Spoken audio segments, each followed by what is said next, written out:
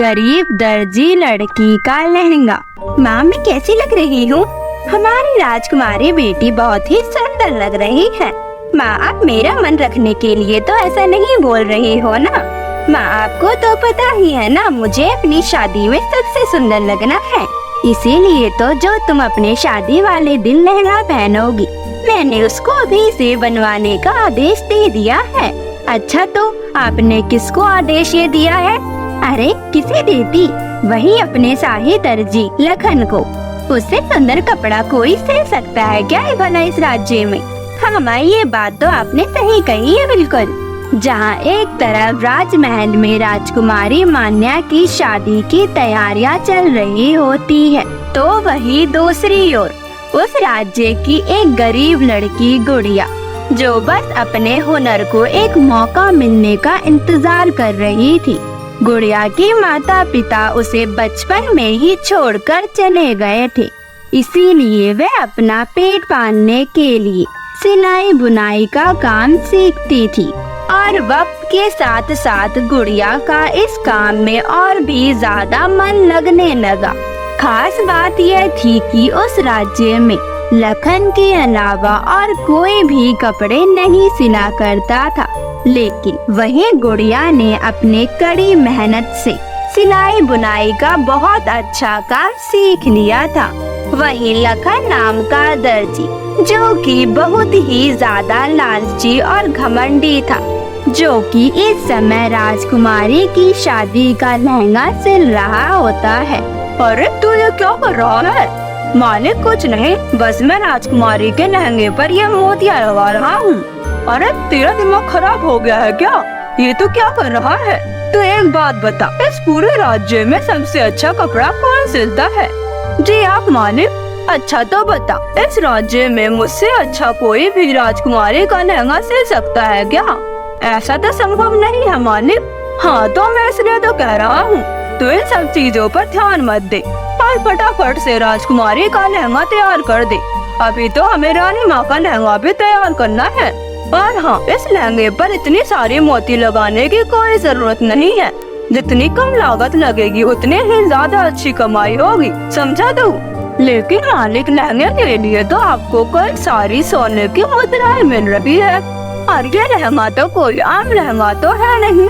ये हमारी राजकुमारी अपनी शादी पर पहनेगी।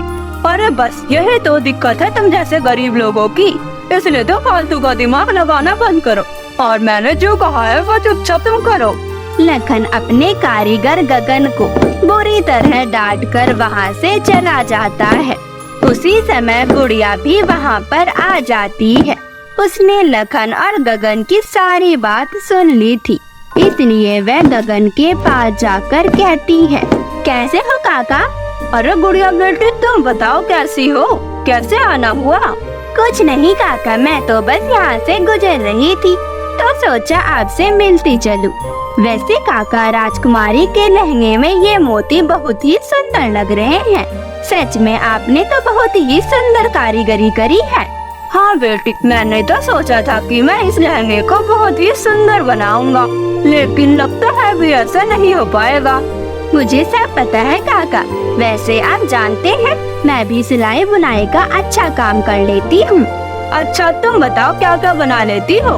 वैसे तो काका मैं सब कुछ बना लेती हूँ, लेकिन मुझे कोई अपना कपड़ा ही नहीं देता। सबको लगता है कि मैं उनके कपड़े खराब कर दूंगी, सिर्फ फिटिंग करने के लिए ही मुझे देते हैं। अरे कोई बात नहीं बेटी, तुम बस ऐसे ही मेहनत करती रहना, देख लेना एक दिन तुम्हारा भी समय आएगा। काश काका ऐसा ही हो, काश मैं भी राजकुमारी के लिए कुछ बना पाऊँ। अरे तो इतनी सोचने वाली कौन सी बात है, तुम अभी भी राजकुमारी के लिए लहंगा तैयार कर सकती हो, और क्या पता तुम्हारा सिला हुआ लहंगा राजकुमारी को पसंद आ जाए और उसके बदले तुम्हें ढेर सारा इनाम भी मिल जाए। गगन काका की बात सुनकर गुड़िया को उम्मीद की एक किरण दिखाई देती है, और वह अगले दिन ही राजकुमारी के लिए लहंगा सिलना शुरू कर देती है।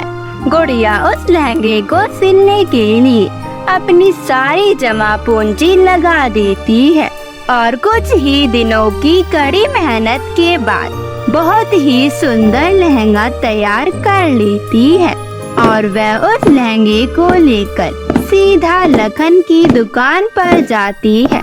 लखन के जाने के बाद वह सबसे पहले गगन काका को लहंगा दिखाती है।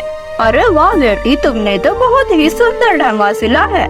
मैंने तो आज से पहले ऐसा लहंगा देखा ही नहीं है। तुमने तो बहुत ही सुंदर और कमाल का काम करा है। राजकुमारी तो ऐसे भी पसंद करेगी।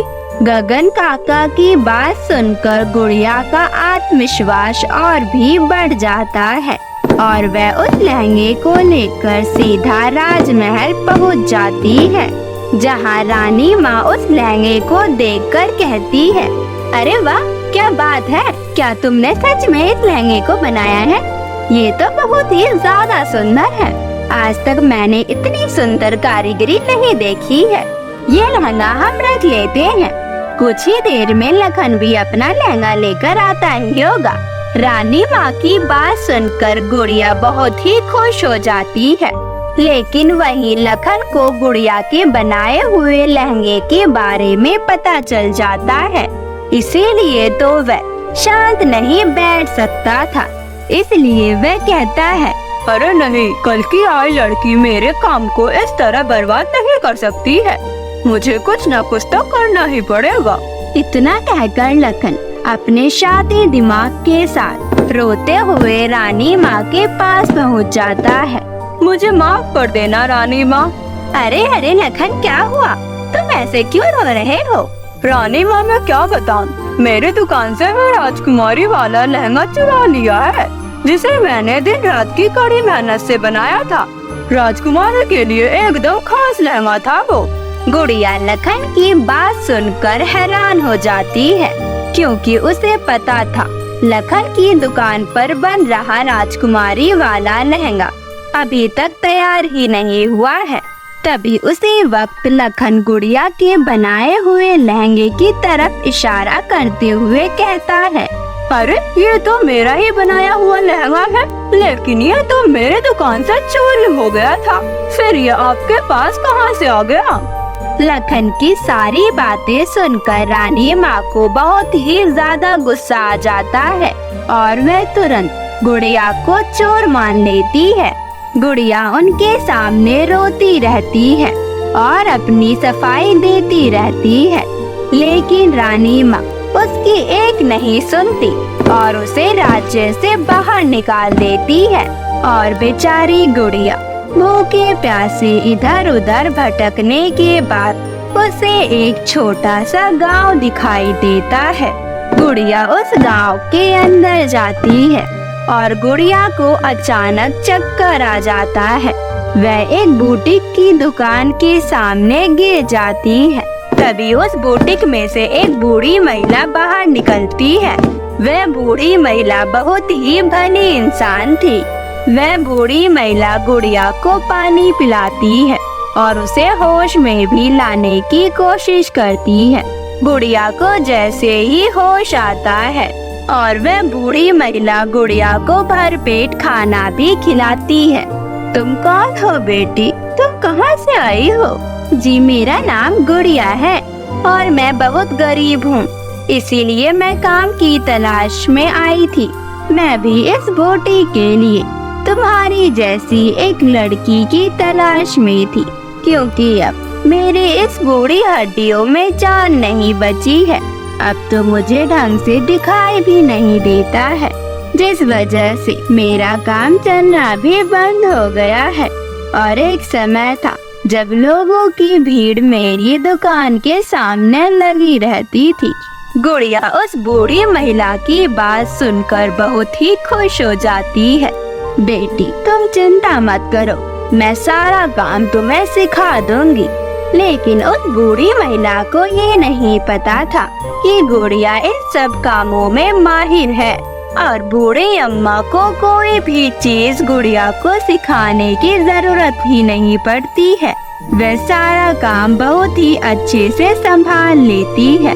और एक दिन उस बुटीक पर एक सेठ आता है अपनी बेटी का लहंगा सिलाने के लिए। गुड़िया कुछ ही दिनों में बिल्कुल राजकुमारी जैसा लहंगा तैयार कर देती है। वह लहंगा वह सेठ और उसकी बेटी देखकर दोनों ही बहुत खुश हो जाते हैं और उस लहंगे का दुगना दाम देते हैं, जिससे वह बूढ़ी महिला और गुड़िया भी खुश हो जाते हैं। उसके बाद उस बूढ़ी महिला का वह बुटीक बहुत ही अच्छे से चलने लगता है, बिल्कुल पहले जैसा। और ऐसे ही एक दिन गगन रानी माँ को लेकर उस बुटीक पर पहुँचता है। अरे रानी माँ आप? हाँ, उस दिन मैंने तुम्हारे साथ बहुत ही गलत किया था, मुझे माफ कर दो। मुझे गगन ने सब कुछ बता दिया है और मुझे सच्चाई का सब कुछ पता चल गया है, इसलिए मैंने लखन को राज्य से बाहर निकाल दिया है और मैं खुद तुम्हें लेने आई हूँ। रानी माँ की बात सुनकर उस बूढ़ी महिला को सारी बात का पता लग जाता है, लेकिन वह चुपचाप खड़ी रहती है। तभी गुड़िया उस बूढ़ी महिला की तरफ देखती है। उनके आँखों में आंसू होते हैं, जिसे देखकर वह सब कुछ समझ जाती है और वे रानी माँ से कहती है, मुझे माफ कर देना रानी माँ, अब मैं उस राज्य में नहीं जाना चाहती हूँ, क्योंकि वहाँ पर मेरा कोई नहीं है और यहाँ पर मुझे मेरी अपनी दादी माँ मिल गई है। मुझे इनके प्यार की जरूरत है और इन्हें मेरे सहारे की, इसलिए मैं वहाँ पर नहीं जा सकती हूँ। कोई बात नहीं गुड़िया, जैसी तुम्हारी मर्जी, लेकिन तुम्हारे लिए हमारे राज्य के दरवाजा हमेशा खुले रहेंगे। यह कहकर रानी माँ वहाँ से चली जाती है। गुड़िया और बूढ़ी महिला खुशी खुशी रहने लगती है।